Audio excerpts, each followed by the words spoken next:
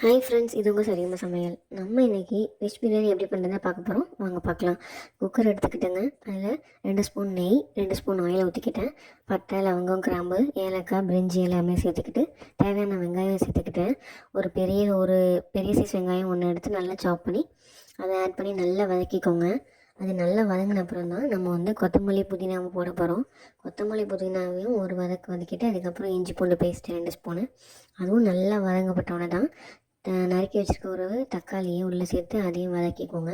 அது கூடவே மசாலாலாம் சேர்த்துடலாம். 1 ஸ்பூன் மஞ்சத்தூள், 1 ஸ்பூன் மிளகாத்தூள், 1 ஸ்பூன் கரம் மசாலா எல்லாமே சேர்த்து நல்லா மிக்ஸ் பண்ணி விட்டுக்கோங்க. அது நல்லா எல்லாமே சேர்ந்து வெந்தோடனே நம்ம காய்கறியெல்லாம் ஆட் பண்ணிடலாம். நான் பட்டாணி, கேரட், பீன்ஸ், உருளைக்கிழங்கு எல்லாமே கட் பண்ணி வச்சுருந்தேன். எல்லாமே நான் சேர்த்துக்கிட்டேன். அதேமாதிரி நல்லா வதக்கிக்கோங்க. அது நல்லா வதங்கினோடனே நம்ம 1 ஸ்பூன் கேர்டு ஆட் பண்ணிக்கிறோம். தயிர் அது நல்லா மிக்ஸ் பண்ணிவிட்டு அதுக்கப்புறம் கொஞ்சோண்டு லெமனு, புளிப்பு இருந்தால் தாங்க பிரியாணி நல்லாயிருக்கும். அதனால் லெமன் சேர்த்துக்கிறோம்.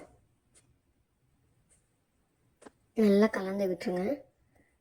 நல்லா கலந்து விட்டுட்டு நம்ம ஒரு டம்ளரை 1.25 டம்ளர் அரிசி ஊற வச்சுருந்தோம். அந்த அரிசியை நல்லா உள்ளே கலந்துட்டு மிக்ஸ் பண்ணிக்கோங்க.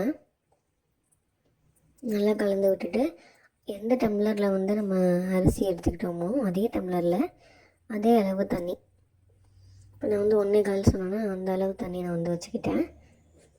இது அரிசி தண்ணி அரிசியை பொறுத்து மாறுபடுங்க.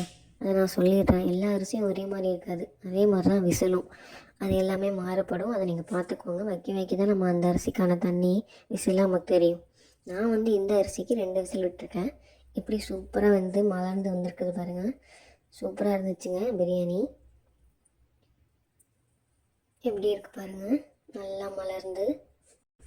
நீங்களும் வீட்டில் ட்ரை பண்ணி பாருங்கள் ஃப்ரெண்ட்ஸ். இந்த வீடியோ உங்களுக்கு பிடிச்சிருந்தால் லைக் பண்ணுங்கள், ஷேர் பண்ணுங்கள், சப்ஸ்கிரைப் பண்ணுங்கள். மறக்காமல் அந்த பெல் பட்டன் கிளிக் பண்ணுங்கள். அப்போ தான் நான் போகிற எல்லா வீடியோ உங்களுக்கு சேரும். இந்த வீடியோ உங்களுக்கு பிடிச்சிருக்குன்னு நம்புகிறேன் ஃப்ரெண்ட்ஸ்.